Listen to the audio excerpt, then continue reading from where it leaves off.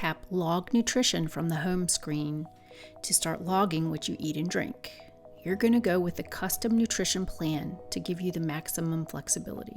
Click Next. Tap Add Food or Drink under the meal that you're logging, and a search bar will appear.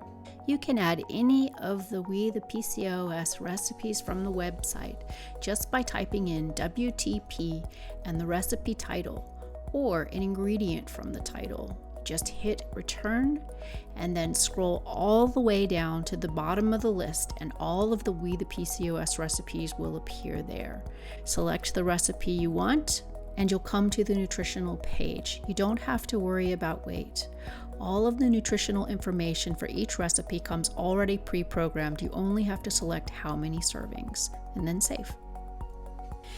Click back to the meal page and you'll see all of the items that you just entered. Scroll all the way down to the bottom of the page and click View Macros, and you'll be able to see your calories and protein and other macronutrients for the day so far.